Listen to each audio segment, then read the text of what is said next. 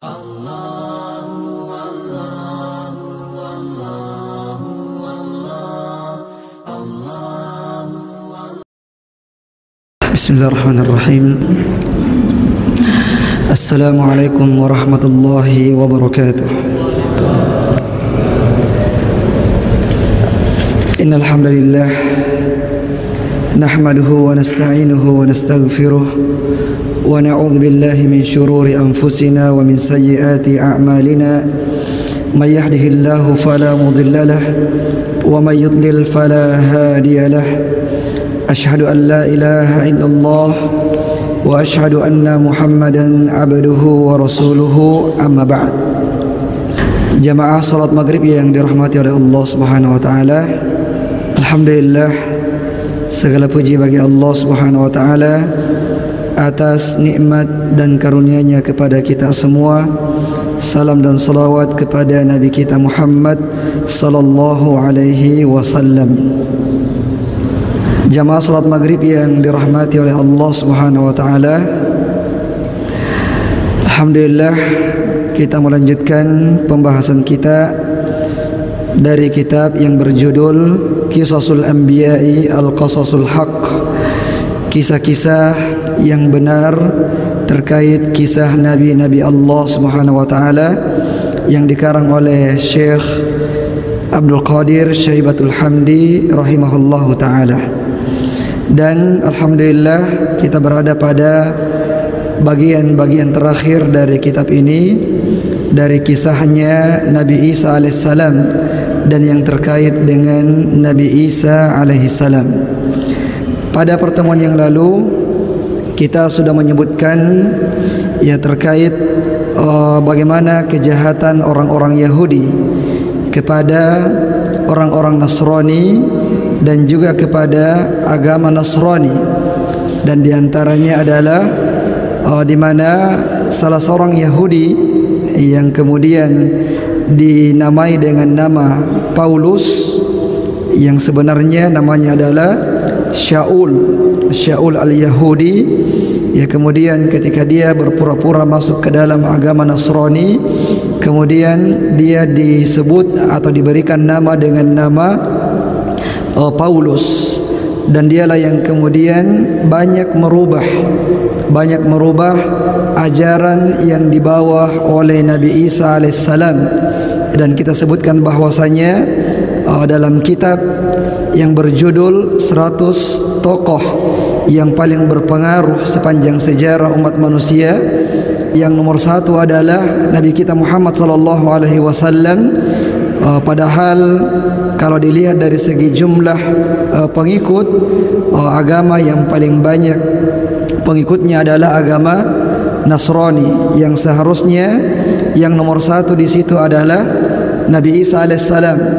Dan penulis sendiri menyebutkan bahwasanya kenapa bukan Nabi Isa alaihissalam disebutkan sebagai orang yang paling berpengaruh nomor satu, itu karena ajaran yang dibawa oleh Nabi Isa alaihissalam perannya dibagi kedua orang, yaitu kepada Nabi Isa alaihissalam sebagai pembawa risalah agama tersebut, dan kepada Paulus karena dia adalah disebut sebagai pembaharu daripada agama Nasrani, ya, padahal sebenarnya bukan pembaharu, tapi dia adalah orang yang telah merusak agama yang dibawa oleh Nabi Isa alaihissalam.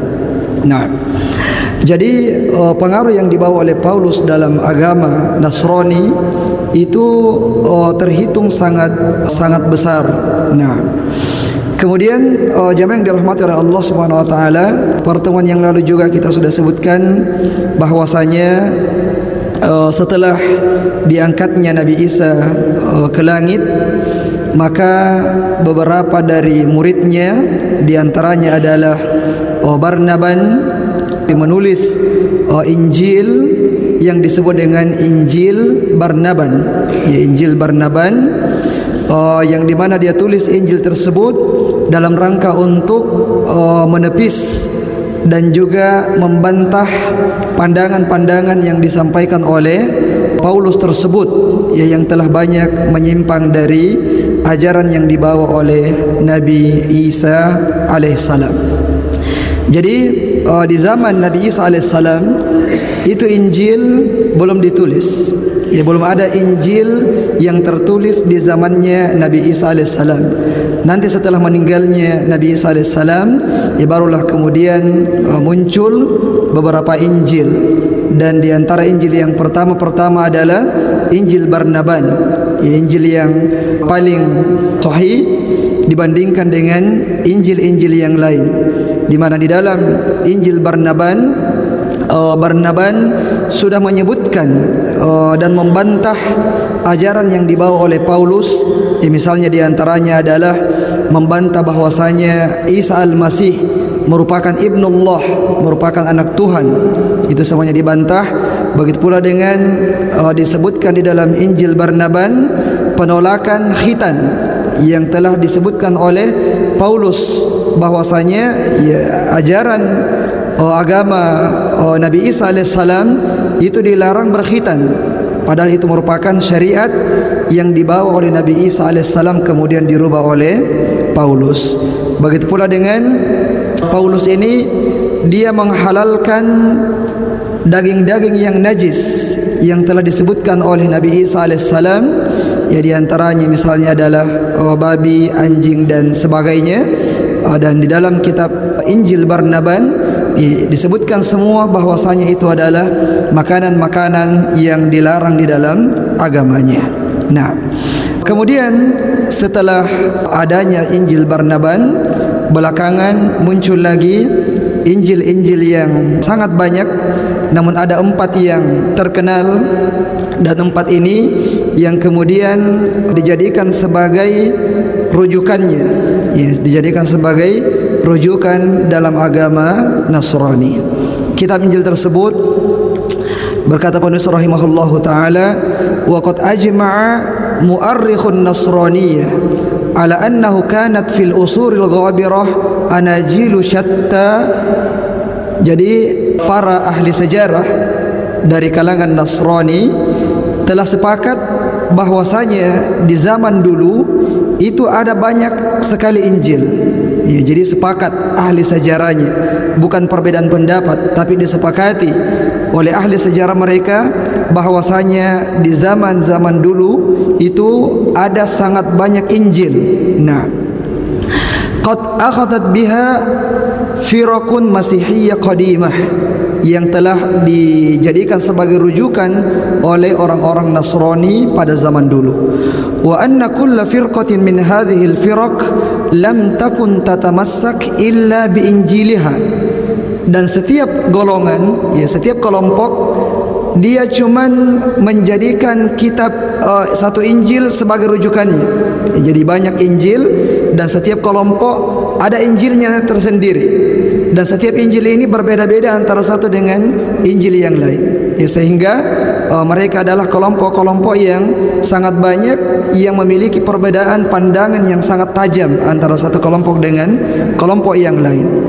Nah, wa annal kanisah qamat fi awailil qarni tsalits al-miladi bil ibqa'i ala 4 anajil faqat. Ya, kemudian pada awal abad ketiga, ya, pada tahun 200-an, di awal-awal tahun 200-an Masehi, gereja kemudian menetapkan bahwasanya 4 saja Injil. Ya, 4 saja Injil yang menjadi patokan. Adapun Injil-Injil yang lain itu tidak dianggap. Ya, di antaranya yang tidak dianggap adalah Injil Barnaban. Padahal ini adalah Injil yang paling sahih, yang paling mendekati ajaran yang dibawa oleh Nabi Isa alaihissalam. Tapi Injil yang menjadi patokan hanya 4 saja, yaitu Injil Matta atau Injil Matius dalam bahasa kita, wa Injil Markus, Injil Luka atau Injil Lukas dalam bahasa kita, wa Injil Yohanna atau Injil Yohanes dalam bahasa kita. Jadi Injil Matius, Markus, Lukas dan Yohanes, ini 4 Injil yang telah ditetapkan oleh gereja untuk dijadikan sebagai pedoman oleh orang-orang Nasrani. Nah, kemudian jawab yang dirahmati oleh Allah Subhanahu wa taala, ala annahu qad dzukira atau qad dzakara ba'du mu'arrikhin an hadhihi al-anajil al-arba'ah la dzikra laha qabla akhir al-qarn ats-tsani al-miladi. Jadi 4 Injil ini belum ada sama sekali disebut atau belum dikenal sama sekali di akhir abad yang kedua. Ya, di akhir abad yang kedua itu 4 Injil ini belum dikenal. Nah, tapi di awal abad ketiga akhirnya gereja kemudian memperkenalkannya dan menetapkan sebagai rujukan utama orang-orang Nasrani di dalam agamanya. Nah, kemudian kitab-kitab Injil ini dia tashtamilu ala sahihi wal hasan wal dhaif wal mawdu' min al akhbar. Dia itu mengandung kabar-kabar yang sahih, yang hasan, yang dhaif, bahkan yang mawdu'. Nah, jadi tidak sama dengan Al-Qur'anul Karim, yang di mana Al-Qur'anul Karim ya semuanya adalah kabar-kabar yang sahih, yang mutawatir. Ya, kabar yang mutawatir itu kabar yang diriwayatkan oleh banyak orang dari generasi ke generasi berikutnya, yang mustahil orang-orang akan bersepakat untuk berbohong terhadapnya. Jadi kalau misalnya ada kabar yang mutawatir, kabar itu pasti adalah kabar yang sahih. Dan Al-Quran itu semuanya mutawatir. Kalau hadis-hadis Nabi SAW itu ada yang mutawatir, ada juga yang ahad. Kalau yang mutawatir itu semuanya hadis yang sahih. Kalau yang ahad ada yang sahih, ada juga yang dhaif, ada juga yang maudhu', ya, dipalsukan oleh orang-orang belakangan. Adapun kitab Injil, ya, kitab Injil yang 4 ini itu berisi kabar yang sahih, ada yang benar. Artinya tidak semua isinya itu salah. Ada yang benar, ada juga yang dhaif, ada juga yang palsu. Dan ini yang banyak, yang palsu, yang dipalsukan oleh orang-orang yang datang belakangan. Orang yang menulisnya, orang yang menulis 4 Injil ini, ya sebagiannya itu adalah orang-orang yang baik. Dia adalah hawariyun, ya, di antaranya adalah hawariyun. Tapi orang-orang yang belakangan, ya karena Injil ini banyak mengalami revisi, ya banyak mengalami revisi, setiap generasinya ada lagi revisinya, ada lagi perubahan dan seterusnya. Ya, berbeda dengan Al-Quranul Karim yang tidak mengalami revisi, ya, dari zaman Nabi SAW sampai di zaman kita ini. Nah, jamaah yang dirahmati oleh Allah Subhanahu wa taala, walam yadda'i ahadun minan nasara annaha tashtamilu alal injilil munazzal ala Isa. Dan tidak seorang pun, ya, dari orang Nasara yang mengaku bahwasanya Injil-Injil ini itu sesuai dengan Injil yang diturunkan kepada Nabi Isa alaihissalam.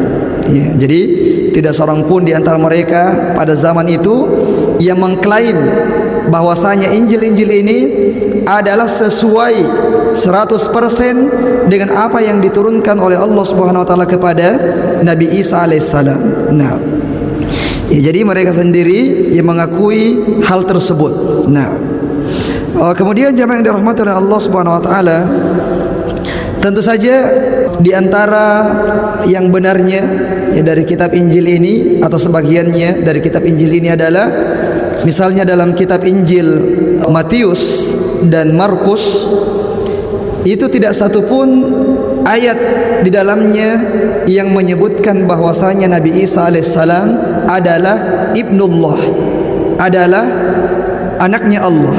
Ya, jadi dalam kitab Matius dan Markus dari awal sampai akhir tidak ada satu ayat yang menyebutkan bahwasanya Nabi Isa alaihissalam adalah Tuhan atau anak Tuhan. Itu pada zaman tersebut. Ya, adapun zaman belakangan, ya, karena banyak mengalami perubahan, akhirnya disebutkan. Nah, adapun kitab Injil Yohanes atau Yohanes, nah, itu memang dari awal, dan ini adalah kitab Injil yang paling menyimpang dari awal. Itu sudah disebutkan di situ bahwasanya Nabi Isa alaihissalam adalah anak Tuhan. Nah, Jamaah yang dirahmati oleh Allah Subhanahu wa taala, kita akan sebutkan bagaimana sejarah singkat dari Injil-Injil yang 4 ini. Nah, fa Injilu Matta mansubun li Matta al-Hawari ahadu talamidil Masih al-Ithnai Ashar. Jadi Injil Matius atau Injil Matta, dia itu dinisbatkan kepada seorang Hawariyun yang bernama Matta. Dalam bahasa Arab disebut dengan Matta, dalam bahasa kita disebut sebagai Matius.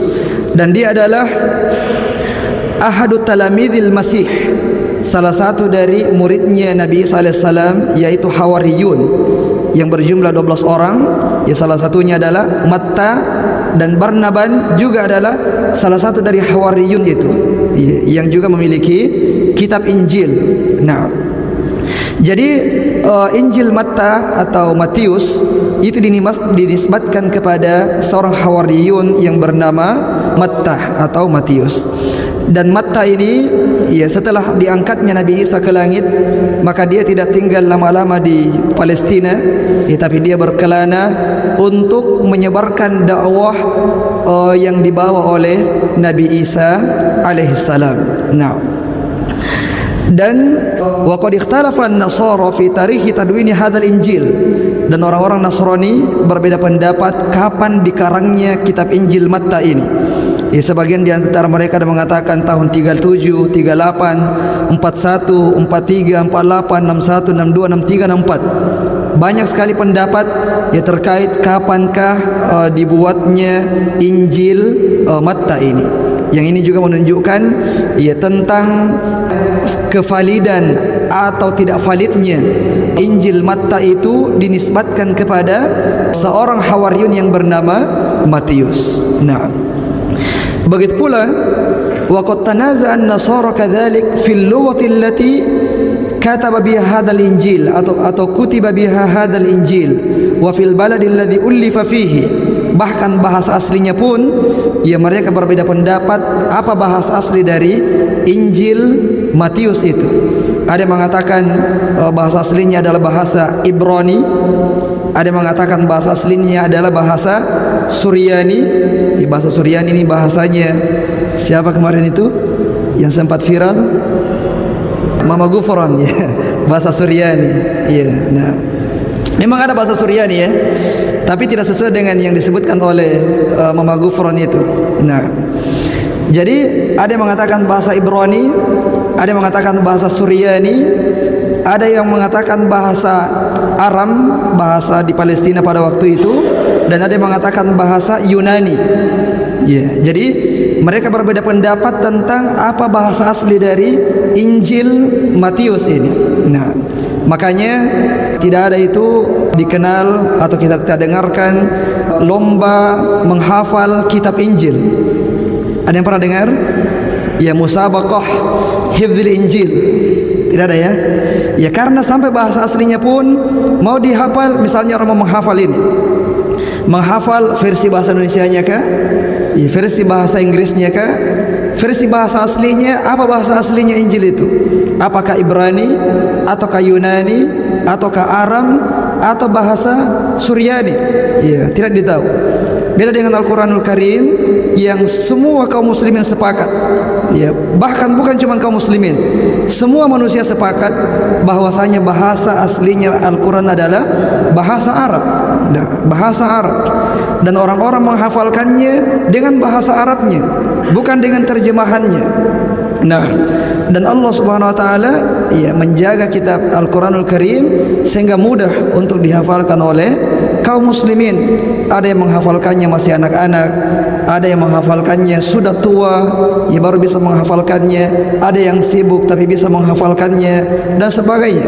Nah, jadi mereka berbeda pendapat tentang apa bahasa asli dari ya kitab Injil tersebut. Nah, kemudian yang kedua adalah Injil Markus.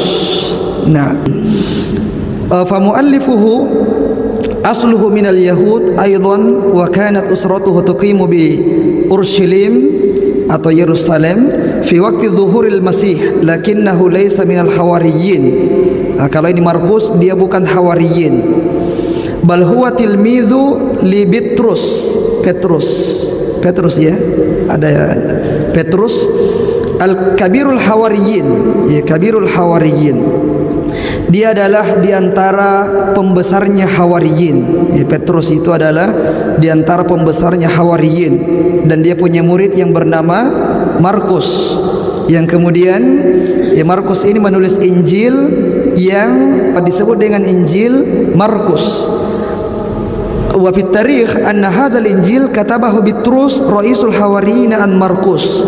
Ya, tapi ada banyak perbedaan pendapat juga. Ada yang mengatakan bahwa yang menulis kitab Injil Markus ini adalah Petrus tadi. Petrus yang diriwayatkan dari muridnya. Ya, jadi Petrus adalah guru, Markus adalah muridnya, tapi yang menulisnya adalah Petrus yang diriwayatkan dari muridnya. Dan ini sesuatu yang rancu. Ya, bagaimana mungkin gurunya yang meriwayatkan dari muridnya? Seharusnya murid yang meriwayatkan dari gurunya. Nah, waqad wa anna ba'd ar-ruwat yuqarriruna anna Markus ma kataba injilahu illa ba'da wafati Bitrus. Ada juga mengatakan tidak demikian.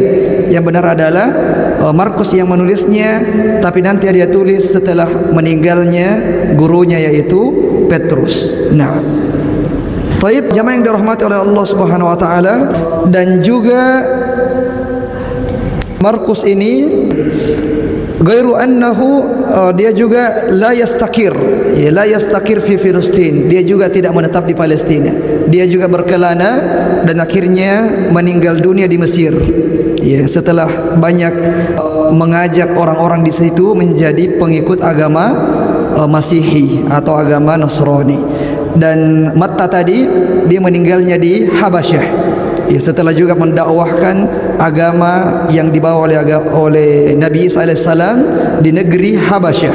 Ya, makanya di zaman ketika Nabi SAW diutus, Habasyah, begitu pula dengan Mesir, itu adalah negeri yang dimana penganutnya adalah orang-orang Nasrani, ya, pengikutnya pengikutnya Nabi Isa alaihissalam.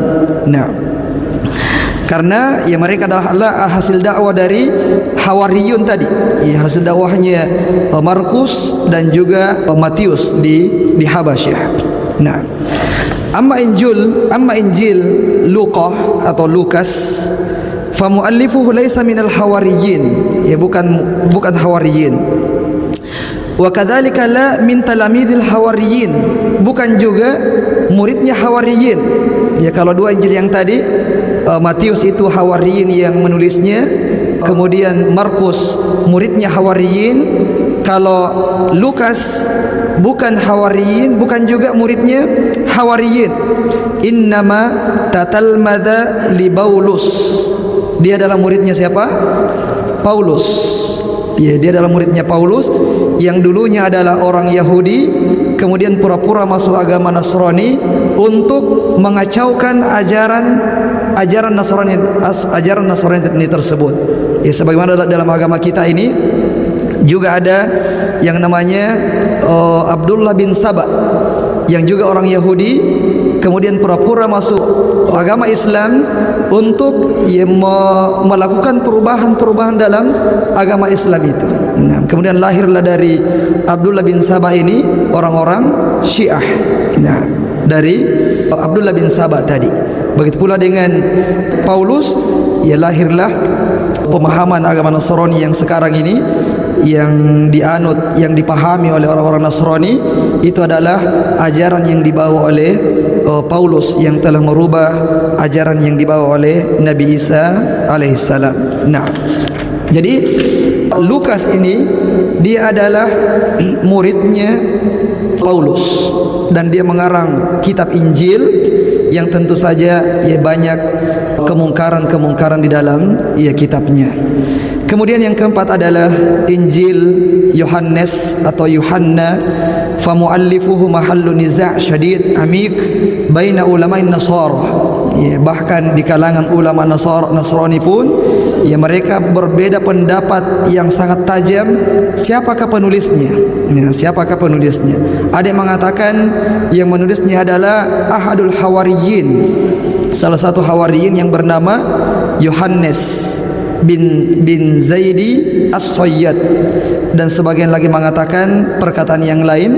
Misalnya mereka mengatakan bahwa yang menulisnya adalah Katib Muzawwar minal Jaili Tsani, ya, seorang penulis yang memang sengaja ingin merubah kitab Injil yang dia itu hidup pada abad yang kedua, pada abad kedua. Jadi Injil Yohanes ini adalah Injil yang paling belakangan yang ditulis setelah kitab Injil yang sebelumnya, karena dia ditulis pada abad ke-1 di atas tahun 100-an Masehi.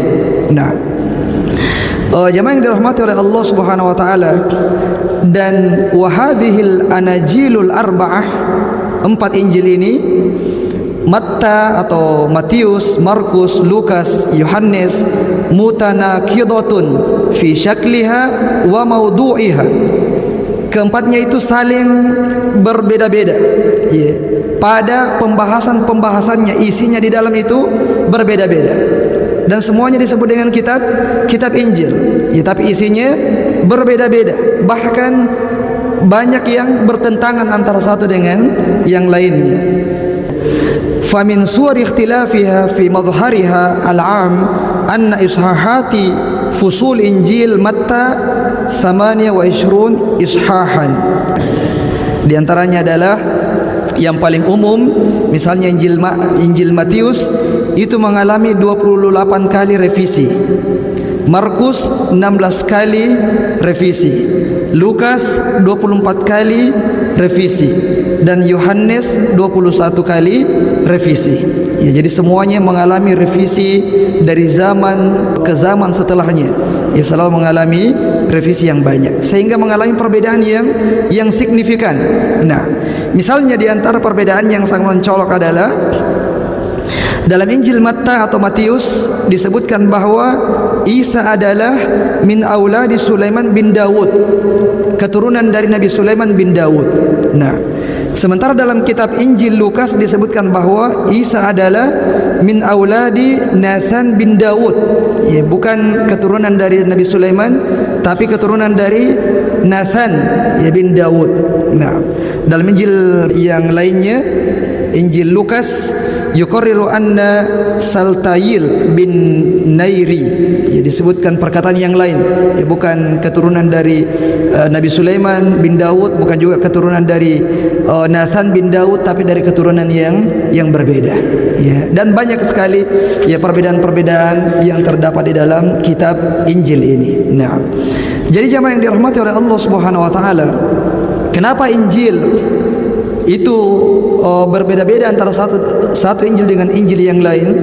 Karena memang Allah Subhanahu wa taala menurunkan kitab-kitab samawi tersebut kepada nabinya, dan Allah Subhanahu wa taala tidak memberikan jaminan bahwasanya Allah akan menjaga kitab-kitab tersebut.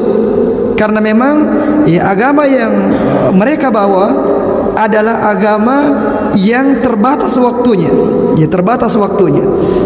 Ketika datang Nabi Muhammad SAW, maka semua agama-agama sebelumnya itu harus mengikuti agama yang dibawa oleh Nabi kita Muhammad SAW, karena Rasulullah adalah penutup para nabi dan diutus kepada semua manusia dan kepada semua jin, ya, kepada semua tsaqalaini, dari kalangan jin dan juga dari kalangan manusia, ya, dan tidak ada yang mendengarkan tentang Nabi SAW, baik jin maupun manusia, dan tidak beriman kepada Nabi SAW kecuali dia dianggap sebagai orang yang kafir, dan nanti di hari kemudian akan masuk ke dalam neraka, karena Allah Subhanahu wa taala telah menjadikan risalah yang dibawa oleh Rasulullah sebagai penutup risalah-risalah sebelumnya dan sebagai penghapus, ya, wa muhaiminan, sebagai penghapus agama-agama, risalah-risalah, syariat-syariat yang dibawa oleh nabi-nabi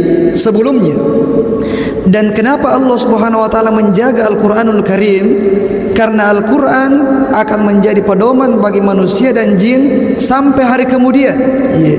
Dan kapan terjadinya hari kiamat itu Allahu a'lam, ya. Dari diutusnya Rasulullah SAW sampai sekarang itu sudah lebih dari 1000 tahun lamanya. Sudah lebih 1000 tahun lamanya, sudah 14 abad lamanya. Nah, dan sudah ribuan tahun yang lalu, tapi Al-Quran itu masih sama dengan yang ketika diturunkan kepada Nabi kita Muhammad sallallahu alaihi wasallam. Bagaimana gambarannya? Ketika di zaman Nabi SAW, Al-Quran itu dijaga dengan cara dihafalkan dan juga dituliskan di banyak pelepah kurma, di batu-batuan, di pohon-pohon, banyak. Nah, yang jelas tertulis dan terhafalkan di dalam dada-dada manusia. Nah, itu di zaman Nabi SAW. Belum ada mushaf, belum ada mushaf, satu mushaf seperti ini belum ada. Nah, kemudian di zaman Abu Bakar As-Siddiq radhiyallahu taala anhu, ketika terjadi perang Yamamah dan terbunuh sekitar 70 orang qurra, para penghafal Quran, sehingga Abu Bakar As-Siddiq dan kibarus sahabah mereka bermusyawarah karena khawatir ini adalah fenomena yang sangat berbahaya.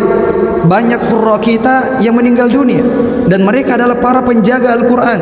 Nah, sehingga Umar bin Khattab radhiyallahu taala anhu mengusulkan kepada Abu Bakar untuk mengumpulkan semua para qurra yang tersisa dan dikumpulkan semua tulisan-tulisan untuk disatukan di dalam satu mushaf.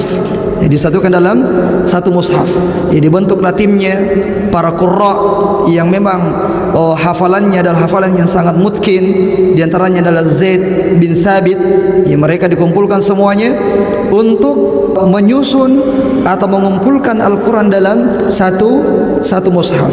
Nah, akhirnya dikumpulkanlah Al-Quran tersebut yang berserakan itu dalam satu mushaf. Nah, kemudian jamaah yang dirahmati oleh Allah Subhanahu wa taala, di zaman Khalifah Utsman bin Affan radhiyallahu taala anhu, karena Al-Quran itu ada 7 riwayat yang mutawatir, bahkan disebutkan ada 10. Tapi yang disepakati adalah 7 riwayat yang mutawatir dari Nabi sallallahu alaihi wasallam, dari Allah Subhanahu wa taala. Kemudian pada zaman Utsman bin Affan radhiyallahu taala anhu, qiraah yang tidak mutawatir itu kemudian dihilangkan dan fokus pada qiraah yang mutawatir saja, karena mereka sampai berbeda, bahkan ada yang sampai ingin berperang antara satu dengan yang lain karena mengatakan kenapa Quran kita berbeda, kenapa Quran kita, bacaan kita berbeda, padahal perbedaannya sedikit. Kalau kita dengarkan itu qiraah bisa kita akses di YouTube, itu ada perbedaan sedikit, tidak banyak. Nah, dan perbedaannya itu perbedaan makna kadang-kadang, dan perbedaan maknanya itu saling menguatkan, bukan saling bertentangan antara satu dengan yang lain, tapi dia adalah kebanyakannya dari ikhtilaf tanawwu yang saling memperkaya maknanya antara satu dengan yang lain. Nah, itulah ikhtilafnya di situ. Kalau ikhtilafnya pada kitab Injil itu memang sangat mencolok isinya dan sangat bertentangan antara satu dengan yang lain. Nah, jadi jamaah yang dirahmati oleh Allah Subhanahu wa taala, kemudian itulah qiraah tersebut yang sampai kepada kita, yang dihafalkan dari satu generasi kepada generasi berikutnya dan akan senantiasa terjaga sampai akhir zaman nanti, karena dia adalah mukjizat yang terbesar bagi Nabi kita Muhammad sallallahu alaihi wasallam, dan dia adalah kitab yang dijaga oleh Allah Subhanahu wa taala. Inna anzalna dzikra wa inna nahnu nazzalna dzikra wa inna lahu lahafizun. Sesungguhnya kamilah yang telah menurunkan Al-Quran dan kamilah yang akan menjaganya. Ada jaminan dari Allah Subhanahu wa taala bahwa Allah akan menjaga Al-Quran tersebut. Maka silakan ambil Al-Quran cetakan, kalau ada cetakan 1000 tahun yang lalu atau 500 tahun yang lalu misalnya, dibandingkan dengan cetakan pada hari ini yang terbaru, kita tidak akan menemukan perbedaan dari surah Al-Fatihah sampai surah An-Nas. Tidak ada kita temukan perbedaan lafaz di dalam ayat-ayat tersebut, karena ini adalah kitab yang telah dijaga kemurniannya oleh Allah Subhanahu wa taala. Nah, sekira demikian jamaah yang dirahmati oleh Allah Subhanahu wa taala, ya, dan ini juga menunjukkan tentang ya kebenaran daripada Al-Qur'an tersebut karena terjaganya itu. Ya, kalau misalnya kita cetak buku, ya cetak buku secanggih apapun cetakannya, ya kalau sudah ada lagi dicetak lagi yang kedua kalinya, itu kadang-kadang ada salah-salahnya, ada perbedaannya. Ya, kadang-kadang juga kurang hurufnya, sudah direvisi, sudah kita edit, kalau diedit lagi ternyata masih ada yang salah. Ya, kadang ada salah, kurang hurufnya, ada bertambah hurufnya, karena itu adalah buatan manusia. Pada saat misalnya mahasiswa menulis skripsi atau tesis atau disertasi, ya ketika dia berapa kali direvisi masih ada saja yang salah. Masih ada saja yang salah katanya dan sebagainya. Karena itu adalah buatan manusia.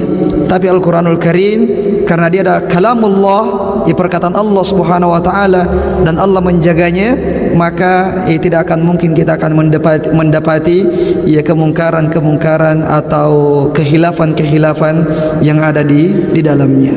La yatihil batilu min baini yadayhi wa min khalfihi. Tapi sekira demikian jamaah yang dirahmati oleh Allah Subhanahu wa taala, masih ada beberapa subbab yang tersisa dalam pembahasan kita ini. Semoga bermanfaat. Subhanakallahumma bihamdik, asyhadu an la ilaha illa anta, astaghfiruka wa atubu ilaik. Wa akhiru da'wana alhamdulillahi rabbil alamin. Wassalamu alaikum warahmatullahi wabarakatuh.